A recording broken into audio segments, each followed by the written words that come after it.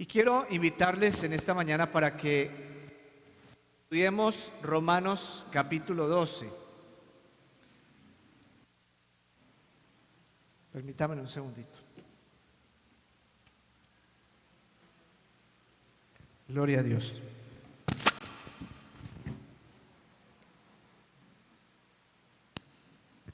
Romanos capítulo 12.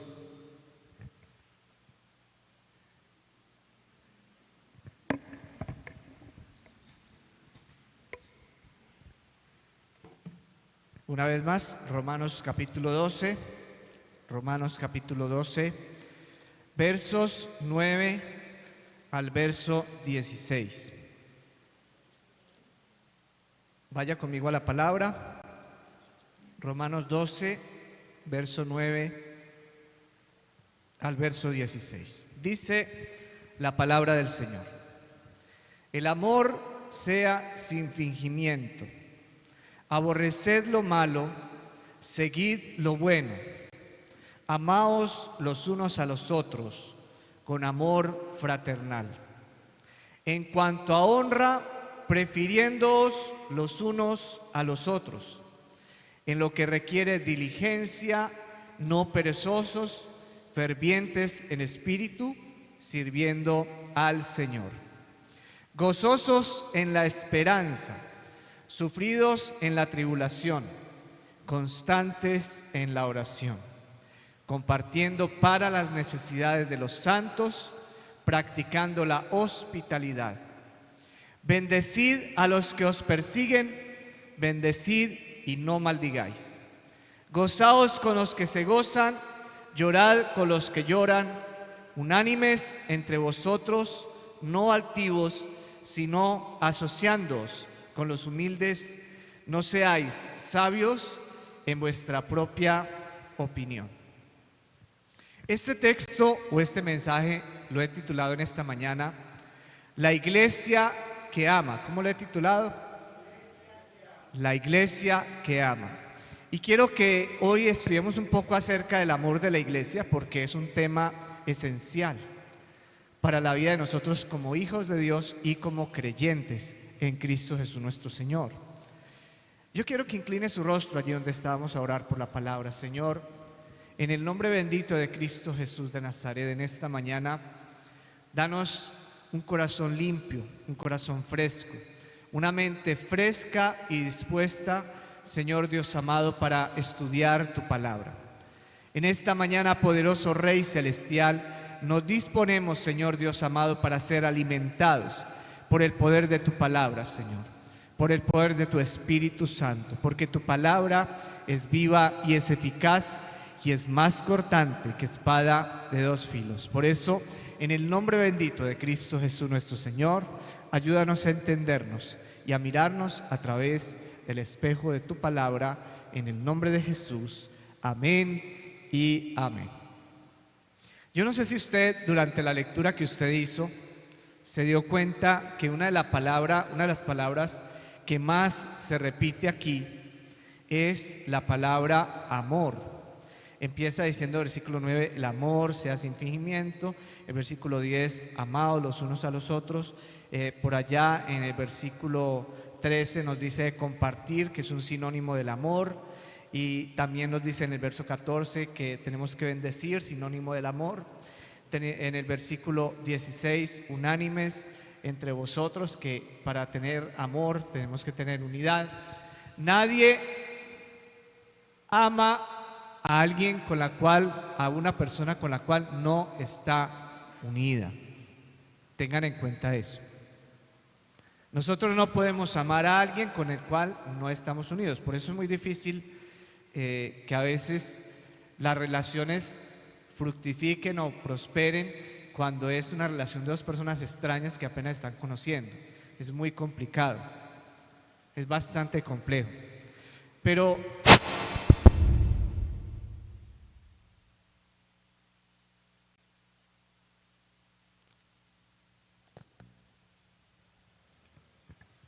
gloria a Dios. Pero en el tema espiritual, cuando estudiamos un poquito acerca de la historia de la iglesia, nos damos cuenta que una de las características de la primera comunidad cristiana fue esta, el amor. Estaban unidos, pero también estaban unidos en un lazo de amor. Y hay que tener algo claro para que saquemos como ese preconcepto de que amor es cualquier amor. No hay que hablar así. Hay tres tipos de palabras con las cuales designa la Biblia la palabra amor en el Nuevo Testamento. Una de ellas es el amor eros, que es el amor de parejas. Y cuando hablo del amor de parejas, estoy hablando del amor de un hombre con una mujer o de una mujer con un hombre, y no en los casos que la gente se está inventando hoy en día, que es hombre con hombre, mujer con mujer. Eso no existe. No hay, eso es una aberración sexual. No hay amor allí, porque el amor nos complementa los unos a los otros, nos hace complementarios. En el caso de la pareja, por ejemplo, el amor hace que nuestras falencias sean complementadas por las habilidades de nuestro cónyuge. Eso es el amor eros. El amor filios, que es el amor entre padres e hijos, hijos y padres. Es el amor filial, es el amor entre parientes cercanos, que no es lo mismo que el amor de los padres, es diferente. Y ese es un amor de familia, ese es un amor que, digámoslo así, tiene que ver con los lazos genéticos, es distinto. Pero hay un amor del cual habla en la carta a los Romanos, y es el amor ágapes, es decir, el amor de la iglesia, el amor fraternal, el amor entre amigos. Es un amor de renuncia al propio egoísmo, y es un amor en donde el cual yo quiero ser parte de este proyecto de Dios. Por ejemplo, usted está aquí, y se lo digo con toda la seguridad del mundo, usted está aquí por ese amor ágape que Dios ha puesto en su corazón, porque si no, no estaría aquí, estaría en el mundo, estaría haciendo otra cosa, porque usted considera que Dios es importante, pero también que es importante vivirlo a través de una congregación. Ese es el amor ágapes. Y sin perder Romanos 12, vamos a hacer un estudio breve por varios pasajes de la Biblia. Vamos a mirar, por ejemplo, Hechos capítulo 2. Hechos capítulo 2. Vamos a mirar verso 43 al 47. Hechos 2 del 43 al 47. Y dice la palabra del Señor: y sobrevino temor a toda persona, y muchas maravillas y señales eran hechas por los apóstoles. Todos los que habían creído estaban juntos y tenían en común todas las cosas, y vendían sus propiedades y sus bienes y lo repartían a todos según la necesidad de cada uno, y perseverando unánimes cada día en el templo y partiendo el pan en las casas, comían juntos con alegría y sencillez de corazón, alabando a Dios y teniendo favor con todo el pueblo, y el Señor añadía cada día a la iglesia los que habían de ser salvos. Y qué interesante que una de las evidencias de ese amor que nos trae la palabra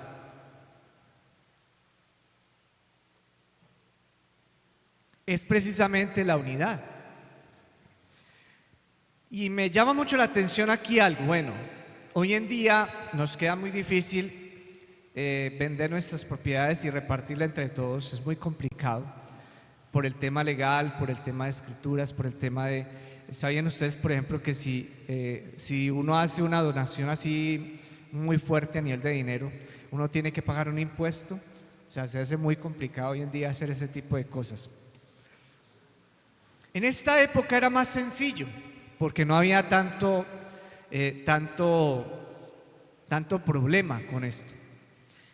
Sin embargo, el sentido final de esto era que ellos llegaron a tal punto de unidad y de amor que era muy importante, aún por encima de las propias necesidades, la necesidad de la iglesia, la necesidad de los hermanos, la situación que los hermanos estaban viviendo.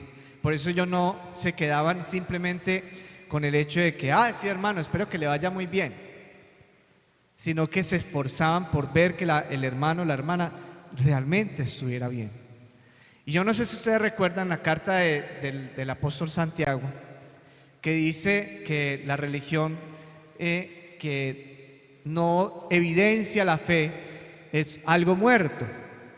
Entonces dice, por ejemplo, que de qué le sirve a una persona que usted le diga que cuando está sintiendo frío, cuando tiene hambre, que usted le diga, no, abríguese bien y coma, y usted no le proporciona siquiera los medios para que esa persona pueda abrigarse o comer. O sea, ¿de qué le sirve a esa persona las palabras? Es como en tiempo electoral, ya estamos cerca a tiempo electoral, ¿sí o no? Tantos candidatos que llegan prometiendo el cielo y la tierra y que vamos a hacer y que vamos a lograr y que esto va a ser así, así.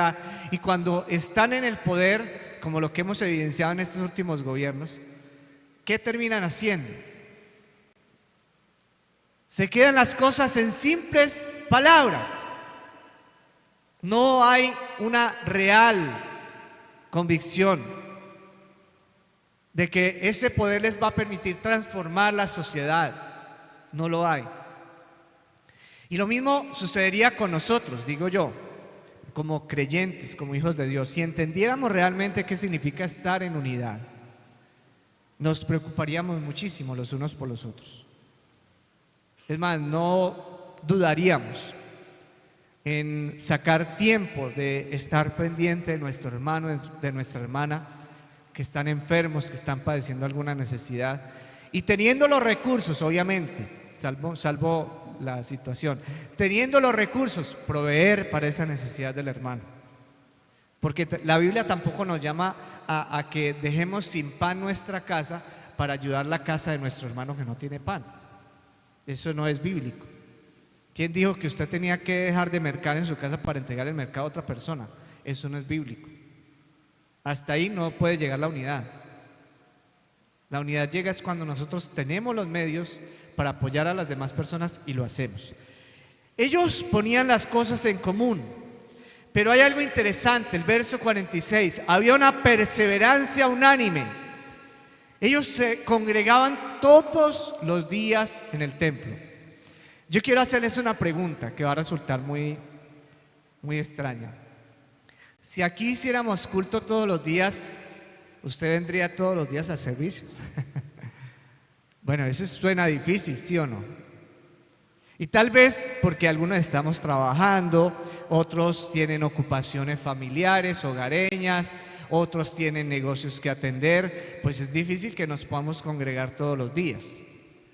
Pero sí hay algo real, y es que en la semana, de los 7 días que tenemos en la semana, estamos disponiendo un solo día, que en el caso de nosotros es el domingo, para venir y congregarnos. Y a mí lo que me preocupa de esto es que eso habla de una práctica espiritual. De una práctica espiritual o de madurez o de inmadurez. Cuando yo decido venir a la iglesia y decido perseverar unánimes, como dice la palabra, eso habla de mi madurez espiritual. Pero cuando yo soy como un bombillo de Navidad que medio prende y medio apago, medio prende y medio apago, entonces a veces voy, a veces no voy, a veces voy, a veces no voy. Eso habla de una inmadurez espiritual. Porque quiere decir que mi prioridad no es el Señor. Pastor, es que yo estoy trabajando los domingos, entonces órele al Señor para que el Señor le dé el tiempo para venir a congregarse los domingos. Y yo sé que algunos que trabajan los domingos pueden venir el miércoles y no vienen. Entonces hay dos oportunidades. Está el miércoles en la noche o está el domingo en la mañana. Y hay personas que ni al uno ni al otro. ¿De qué nos habla esto? De que falta amor y que falta unidad en esas personas, obviamente. Y qué importante es tener fortalecido este amor y esta unidad. ¿Por qué? Les voy a explicar. Porque dice el verso 47 que ellos lograron el favor con el pueblo. Y dice que el Señor añadía cada día a la iglesia a los que habían de ser salvos. Entonces, qué interesante cuando nosotros nos congregamos, que comienzan a sentir las personas de afuera ese aroma espiritual. No digamos que el aroma físico, pero sí ese aroma espiritual. Y la gente ve que nos reunimos, que nos unimos, que hacemos actividades juntos. ¿Y qué va a hacer la gente? Dice, hey, tan chévere, a mí como que me gustaría ir allá. Y su familia va a empezar a mirar que usted ya ha cambiado, que usted llega feliz, que ya usted llega gozoso, que ya usted no se enoja como antes. Entonces la gente que va a decir, ay, tan bueno, ¿vos a dónde es que estás yendo? ¿A qué terapeuta es que estás yendo que te está yendo tan bien? Es decir, esa alegría y ese gozo se pega, se contagia.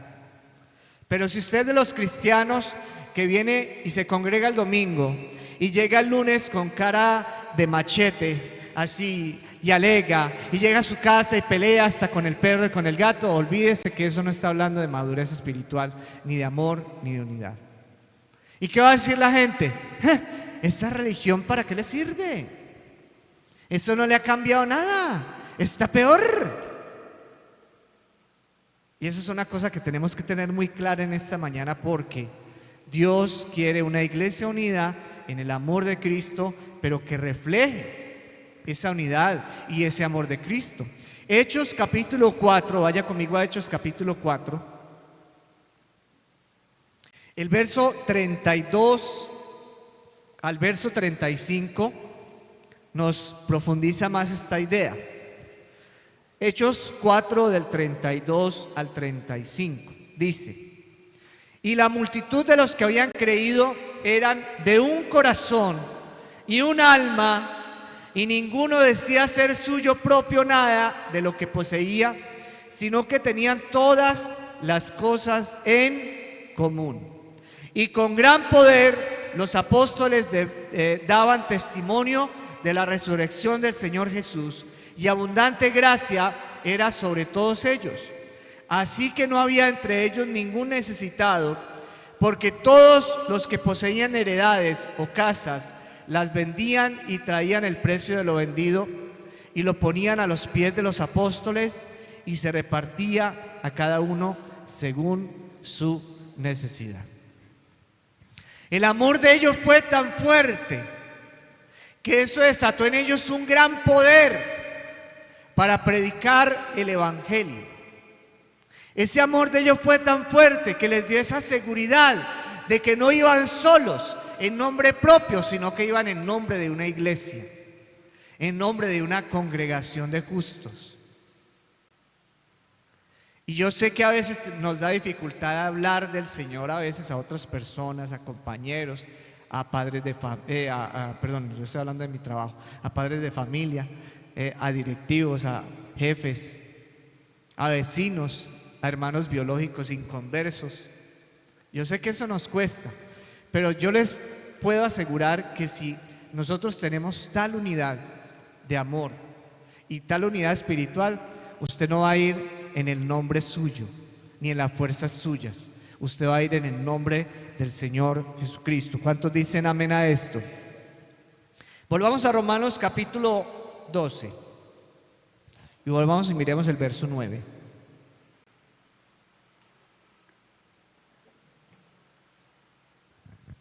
Miren la expresión del verso 9. Sí debe haber amor en la iglesia, pero ese amor debe ser sin fingimiento. ¿Qué significa fingimiento? Hipocresía, por ejemplo, ¿cierto? Y bueno, aquí yo veo que gracias a Dios somos muy sanos en eso, y en el nombre de Jesús reprendemos cualquier hipocresía en la iglesia. Pero yo he visto lugares donde la gente llega así pavoneándose. Dios le bendiga. Dios le bendiga. Y después por allá en la puerta, ay no, mira ese pastor cómo se vino, mira esa hermana, mira los tacones que se puso, ay no, mira. Si es el hijo de la hermana fulano de tal, ¡qué serpientes! ¡Qué serpientes! Son dignos hijos de la serpiente antigua, son peligrosísimos. ¿Y cómo sé si mi amor es un amor sin fingimiento? Muy sencillo. Cuando usted se acerca a un hermano, se acerca es porque realmente le interesa a ese hermano. Si usted es de las personas que llega a la iglesia, bueno, llega a la congregación porque todos somos la iglesia, llega a congregarse, se viene el domingo o se viene el miércoles al servicio, y usted es de las personas que no saluda a nadie o no le gusta que lo salude nadie, entonces quiere decir que su amor es fingido. Porque voy a hablar del caso mío, voy a hablar de mí, de mi persona. A mí de las cosas que más me agradan en la vida es el domingo encontrarme con ustedes nuevamente y poder saludarlos. Porque como no nos hemos visto toda la semana, o dígame qué día en la semana nos podemos ver. Muy difícil, ¿cierto? Y sé que estamos ocupados, que tenemos muchas actividades, pero qué rico poder saludarnos, poder contarnos, mira, voy así, voy asá. Cualquier cosa que nos podamos contar allí, eso es bendición de parte del Señor. Y eso significa un amor sin fingimiento, un amor que no está atado a simples apariencias, donde a mí no me importa sino llegar y ya. Yo he analizado, por ejemplo, hay grupos religiosos donde los líderes religiosos, sea pastor o sea líder religioso, va nomás al servicio como ya la gente lo tiene como una divinidad, como un ídolo. Entonces va es para que la gente lo mire, para que le aplauda, para esa vanagloria personal. Y entonces son así todos altivos, y el Señor les dice a través de mí, y empiezan dizque a hablarle al pueblo a través de él. Y después alguien sencillo del público se le va a acercar y le va a dar la mano: hola pastor, ¿cómo está? Y ese pastor le dice: no me toques que me roba la unción. Eso es amor fingido. Eso es amor fingido. Porque es una persona que solo le interesa el estar allí para que lo miren, para que lo alaben, para que lo exalten. O tristemente, también tengo que decirlo, hay siervos del Señor que comienzan a desarrollar ministerios por el dinero. Y no digo que el siervo no deba tener sustento a través del ministerio, eso es bíblico, sino que el ministerio no se puede convertir en una excusa para yo estafar a otros, para yo robarles a otros. Escuchaba yo un testimonio de alguien, un supuesto evangelista, que llegaba a las iglesias y hacía su campaña y oraba: y yo voy a estar orando por ustedes, mis amados hermanos, así que ponga su petición en un papelito y cuando termine me la voy a llevar para mi casa y voy a empezar a orar por su necesidad. Y decía el pastor que trajo ese evangelista que ese día lo hospedaron en la casa de los pastores, y resulta que al otro día el pastor, este supuesto evangelista, arrancó y se fue con todo lo que la iglesia le dio, porque había que sembrar para el evangelista, había que sembrar para el ministerio. Y el hombre salió y se fue con todo lo que le sembró a la iglesia.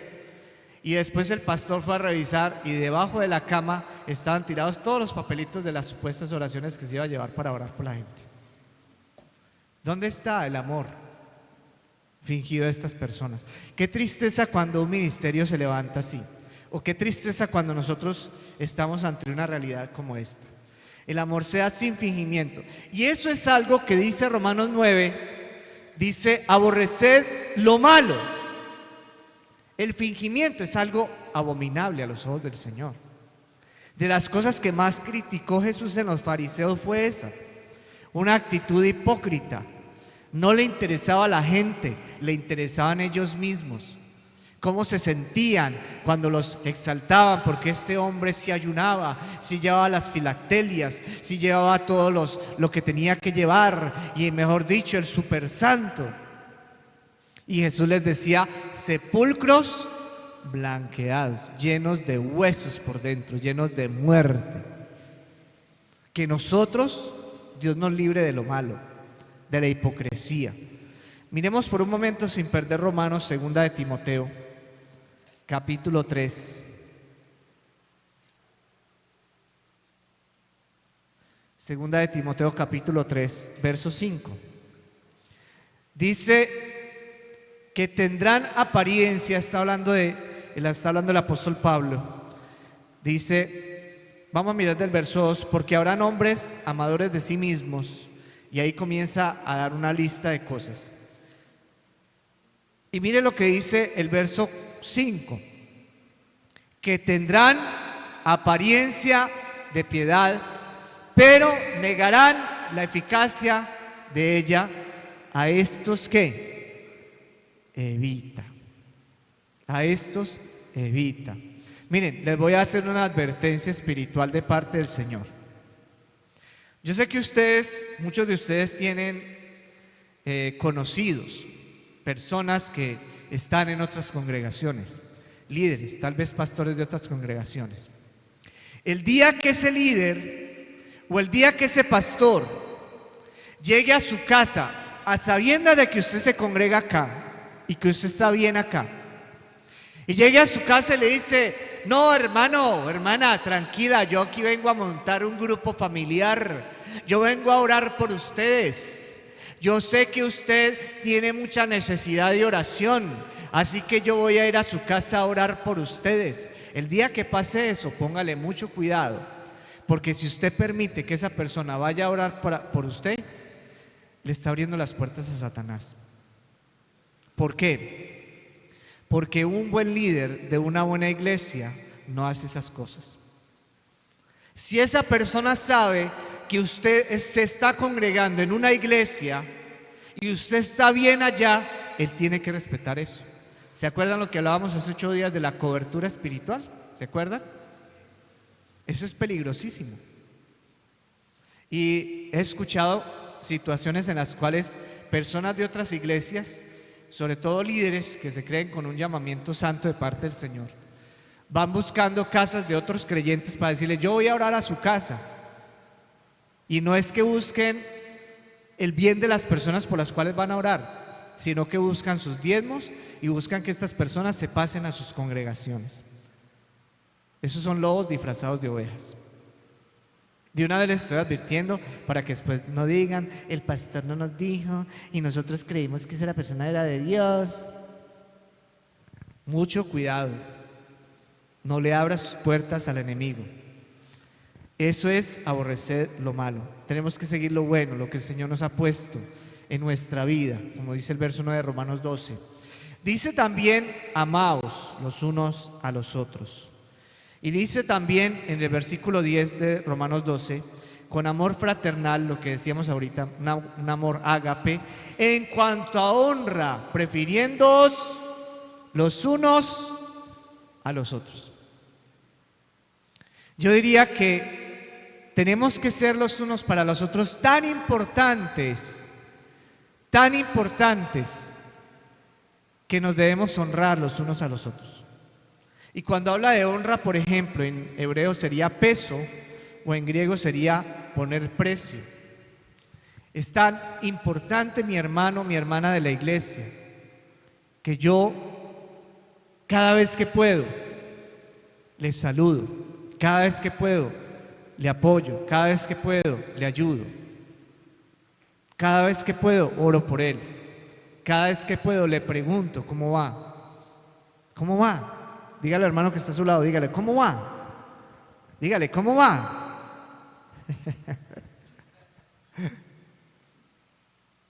Porque eso nos falta. Eso nos falta. Eso es darnos honra los unos a los otros. Es preocuparnos los unos por los otros. Es sentir que el otro que está conmigo en la iglesia es importante. Y también que esto, como dice el verso 11, no puede dejarse para después. Yo después saludo al hermano. Yo después saludo a la hermana. Cada vez que posponemos nuestra honra hacia los demás hermanos, estamos permitiendo que Satanás nos divida, nos separe, nos aparte del redil del Señor. Y qué bueno entender esto, porque eso es una cosa, por ejemplo, que los fariseos no entendían en la época de Jesús. Ellos no entendían que era honrar a su prójimo. Porque incluso hay unos tipos de honra que nosotros debemos tener en cuenta. Por ejemplo, la Biblia habla de la honra de los padres, de los hijos, perdón, por los padres. Nosotros como hijos tenemos que honrar a nuestros padres. Diga conmigo: honrar a nuestros padres. Los esposos, los cónyuges se tienen que honrar los unos a los otros. Cuando habla de honra es el aprecio, es el afecto, es la preocupación del uno por el otro. Cuando habla también de los ancianos, las personas que trabajan duro aquí en la congregación. Levanten la mano los que tenemos un liderazgo aquí en la iglesia. Levanten la mano. Amén, gloria al Señor. Todos los que levantaron la mano son ancianos y merecen honra de parte nuestra. Merecen ese respeto. Y dice en la primera carta a Timoteo, capítulo 5, del 17 al 18, que merecen doble honra. ¿Por qué? Porque están haciendo un trabajo especial, diferente al trabajo que hacen en el mundo. Y cuando entendemos este principio, y obviamente la honra que debemos dar a nuestros hermanos de la fe, como dice 1 Pedro 2:17, es entender que somos tan importantes, y en el caso de Dios, para Dios somos sus escogidos, que ninguno puede ser estimado por menos. Ninguno puede ser estimado por menos.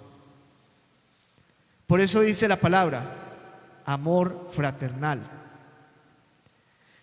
Dice el verso 11 algo interesante e importante. En lo que requiere diligencia, ¿no qué? Perezosos. Fervientes ¿en qué? En espíritu. ¿Sirviendo a quién? Al Señor. Y aquí hay tres cosas fundamentales de una vida cristiana en bendición. Primero, la vida cristiana en bendición es una vida diligente.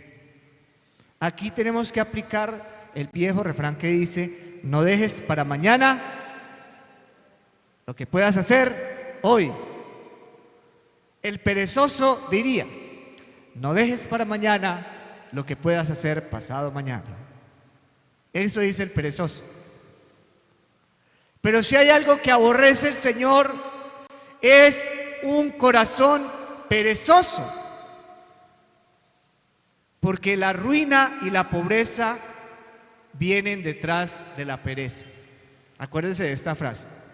La ruina y la pobreza vienen detrás de la pereza. Aprendan. Como dice el apóstol John. No, mentira, no. Yo no hay apóstol. La ruina y la pobreza van detrás de la pereza.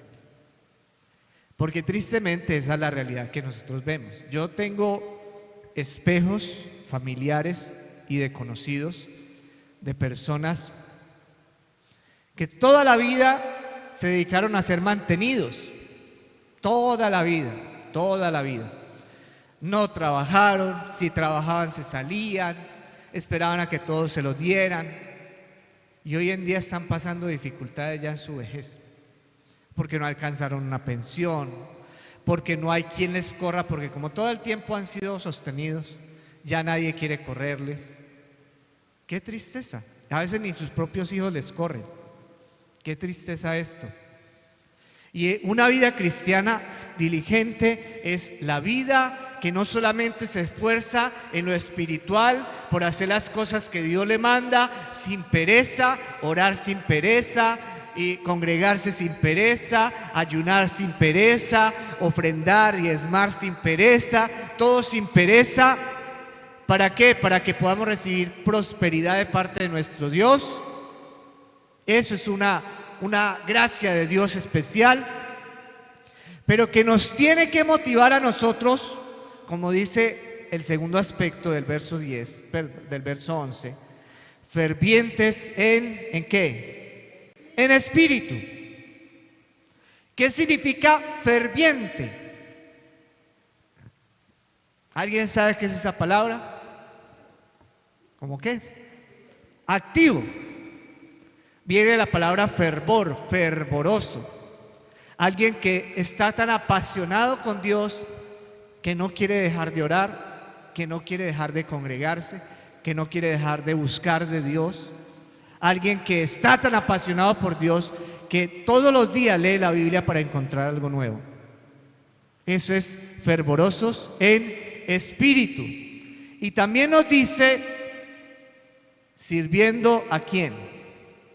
Al Señor. Yo quiero que tengamos en cuenta algo. Yo sé que varios me están mirando por internet. Y es lo siguiente. Nosotros a veces pensamos que el servir a Dios es pararse en un púlpito como este y hablarle a otras personas del Señor. Pero esa no es la única forma de servir. De hecho, esta es una de las formas más complicadas de servir.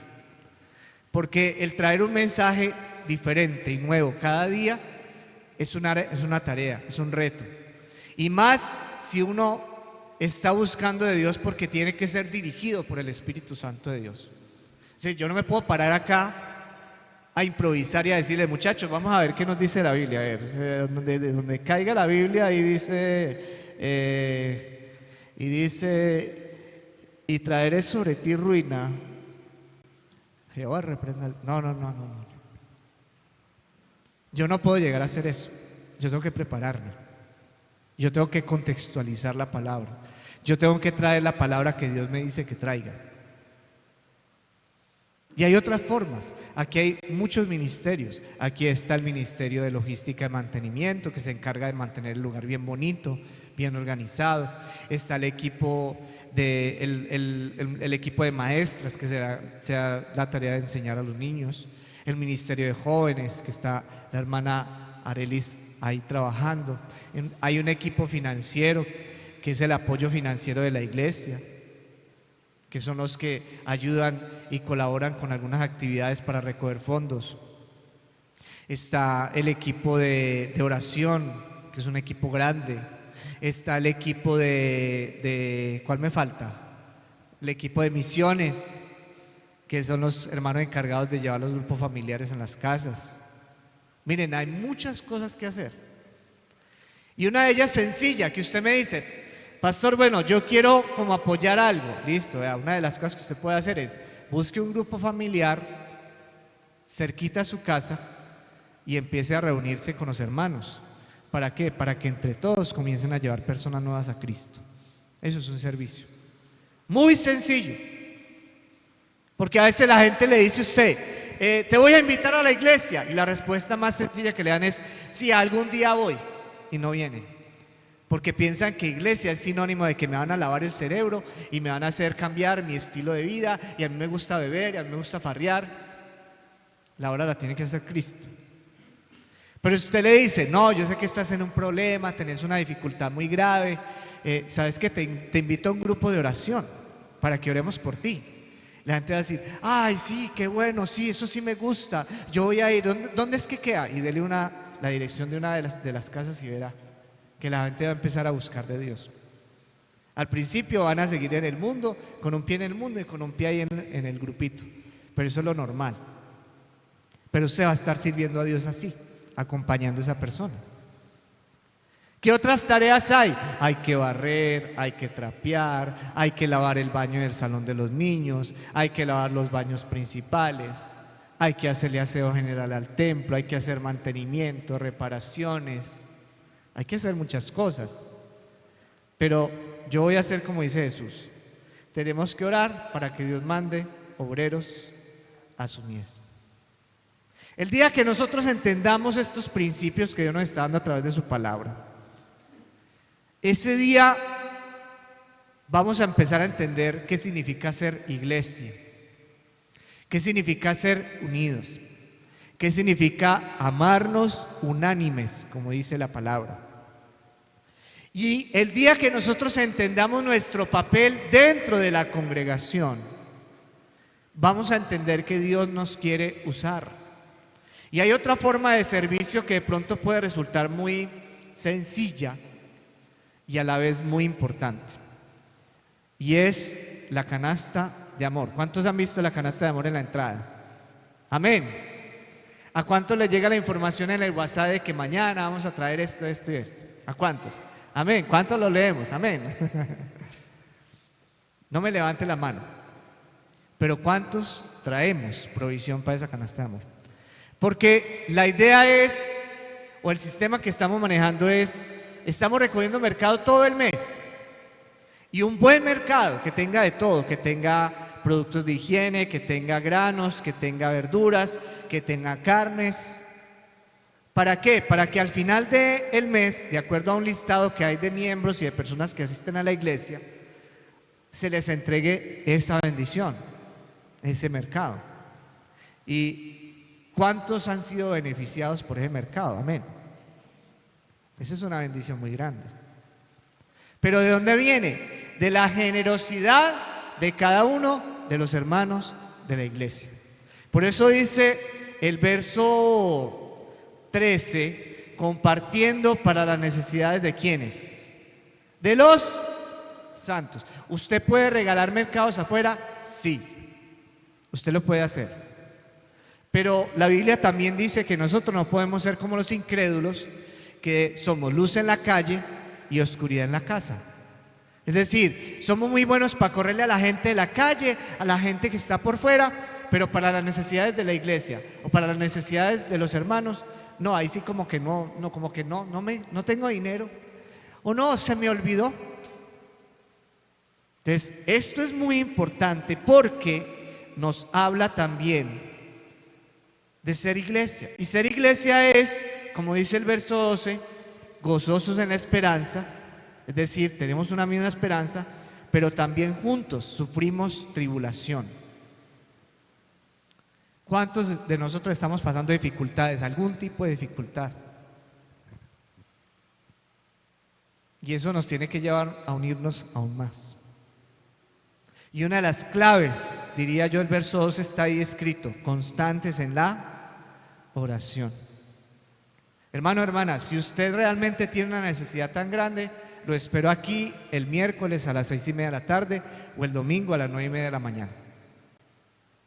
Porque una sola golondrina no hace verano, como dice el dicho, ¿cierto? Pero si entre todos oramos, elevamos nuestras súplicas al Señor, yo sé que el Señor atenderá nuestras necesidades. Amén. Y a su nombre, gloria. Vamos a terminar mirando la última parte. Bendecid a los que os persiguen. Bendecid y no maldigáis.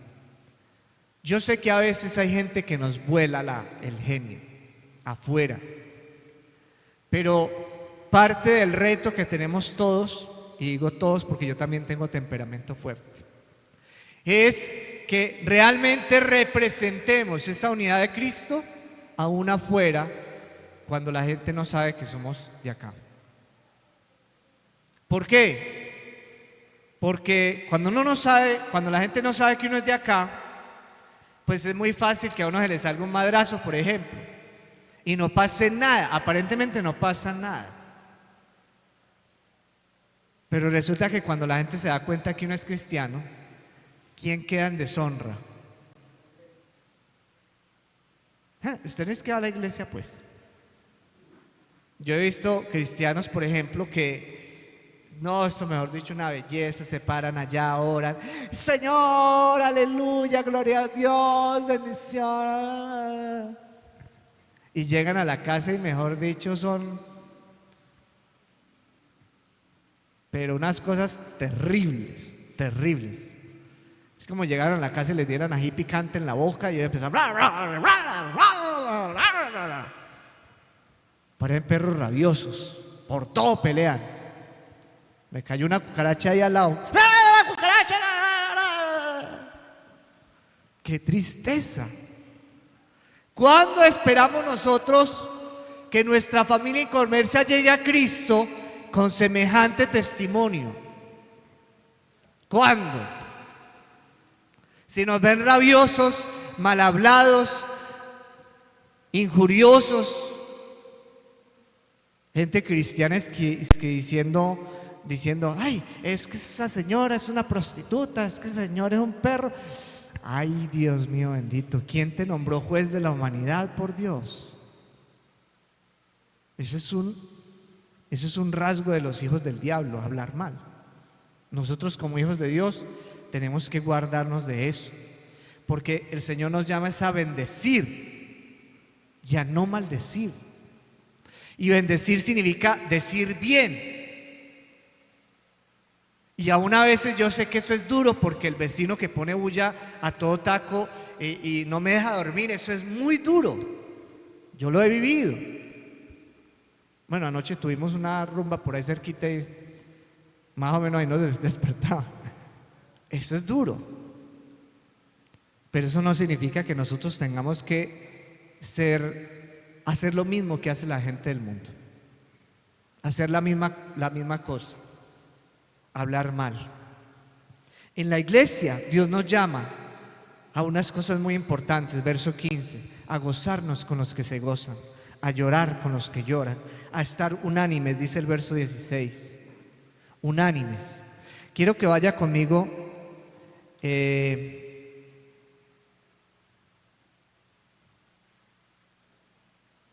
hay una palabra muy interesante. Vamos a mirar primero Salmo 138.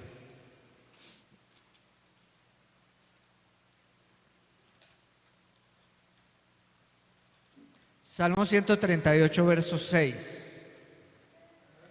Dice: porque Jehová es excelso y atiende ¿a quién? Al humilde, mas al altivo mira de lejos. Y vamos a Proverbios 16. Verso 5. Proverbios 16, verso 5.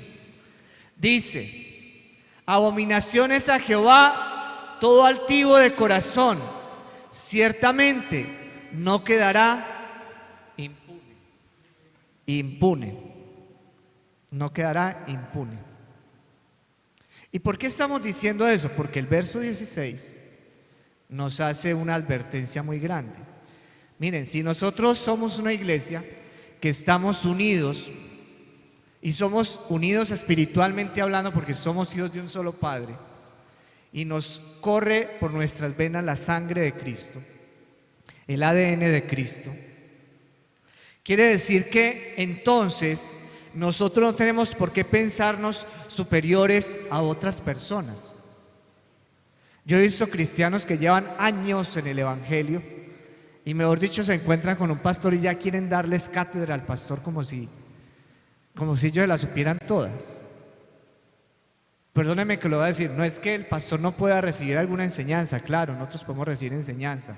Yo escucho a todos, yo lo escucho a todos los que me hablan de la iglesia, personas que son cristianas de afuera y que tienen muchos años y que le quieren dar a uno predicaciones gratuitas.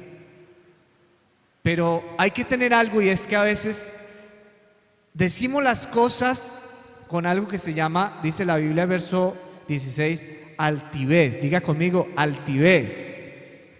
¿Y qué es altivez? Cuando yo me siento superior a los demás. Y el hecho de que seamos cristianos no nos da a nosotros esa autoridad para sentirnos superiores a nuestra familia inconversa. Porque eso también pasa. Es que como yo soy cristiano, ellos son pecadores idólatras, que tienen ahí esas imágenes, esos tiestos. Entonces ya hay personas que se creen con derecho de maltratar al otro porque tiene sus imágenes ahí, sus idolatrías.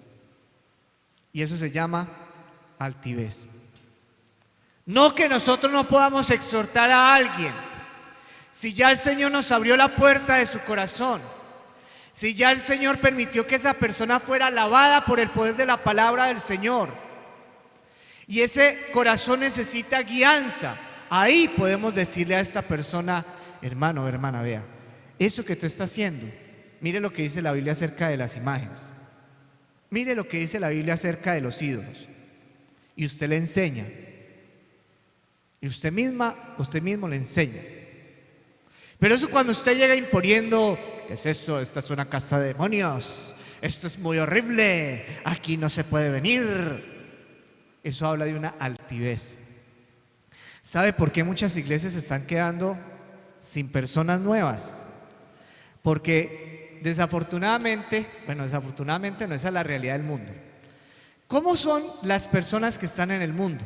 Las personas que están en el mundo, voy a hablar por ejemplo del caso de alguien que conozco, tienen su pelo pintado, es un varón, pero tiene su pelo pintado así de verde, de azul, tiene su piercing aquí en la boca, tiene su manera de andar así todo raro. ¿Y qué tal si en vez de rechazarlo porque anda así y anda tatuado, yo comienzo a hablarle del Evangelio y comienzo a mostrarle mi afecto por él, el amor de Dios que Dios me da por esa persona, para que esa persona venga a los pies del Señor? Y yo no sé si usted y yo estaríamos preparados para que alguien así llegara acá y se sentara allí en una de esas sillas. Esas son las personas que tienen que llegar a la iglesia. No tenemos por qué ponernos en esa postura de que, uy, no, mira esa gente ahí, no, venga, yo me hago para otro lado, porque es que eso no es de Dios. Eso no es de Dios. El Señor nos llama a nosotros a ser diligentes, como dice su palabra, pero también a no andar así con vanaglorias, falsos orgullos, sino con humildad. Diga conmigo, humildad. Y humildad significa yo reconocer que la otra persona es importante en los propósitos de Dios, sea quien sea. Ay, es que no habla casi, entonces acérquele usted y usted le habla. Pero sea quien sea, es importante para el reino de los cielos, es fundamental para el reino de los cielos. Y termina diciendo, y con esto concluimos el mensaje, verso 16: no seáis sabios en vuestra propia opinión. No, pastor, es que vea, yo opino que así no deben ser las cosas, porque es que cuando yo estaba en otra iglesia, entonces yo le voy a decir, verá, cuando usted estaba en otra iglesia era otra época. De hecho, en esa otra época usted era de manera diferente. Usted está ahora en esta iglesia y aquí hay que aprender a tener una opinión diferente. Una opinión donde todos quepamos, donde no unos se beneficien y otros no, donde unos estén al frente y otros por allá rezagados atrás. No. Porque tristemente la iglesia está, y voy a hablar de la iglesia de Cristo, no de esta, gracias a Dios. La iglesia de Cristo está llena de hombres que están siendo sabios en su propia opinión.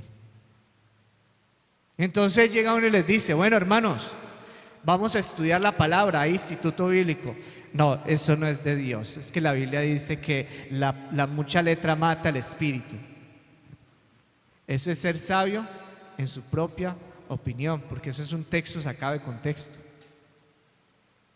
La Biblia nos dice que tenemos que estudiar la palabra, tenemos que meditar en la palabra, tenemos que aprender la palabra. ¿Cuántos dicen amén? Y tristemente hay muchas iglesias que están llenas de hermanitos con muy buena voluntad, pero con mucha opinión personal. Si hay algo que nos enseñó el apóstol Pablo, él decía algo muy interesante: tengo que morir a mí para que sea Cristo quien viva. Es decir, que cuando la gente me mire, no me mire a mí, mires a Cristo. Cuando la gente escuche mi palabra, no me escuche mi opinión, escuche la opinión de Cristo. ¿Por qué? Porque he aprendido a someterme al poder de Dios. He encontrado iglesias que tristemente hay líderes que no es con lo que el pastor diga, es lo que ellos digan.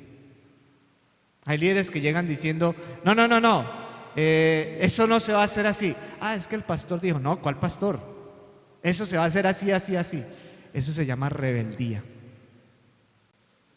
Y si hay algo que nos muestra la palabra en Génesis capítulo 3, es que Dios castiga la rebeldía. ¿Qué hizo Eva con la serpiente?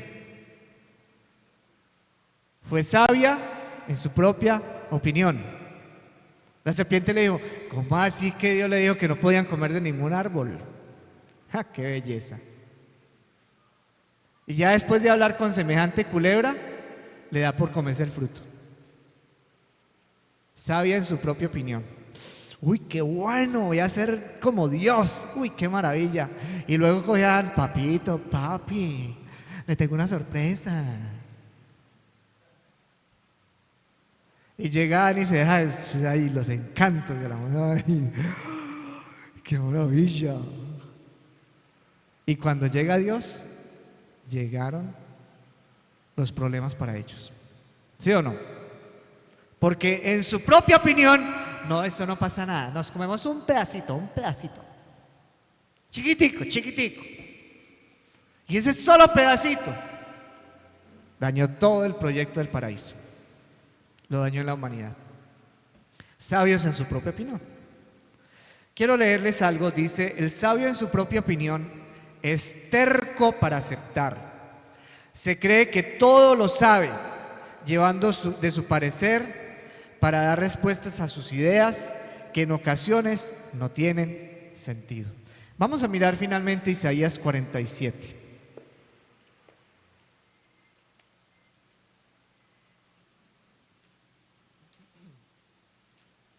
Isaías capítulo 47, vamos a mirar el verso 10 al verso 11.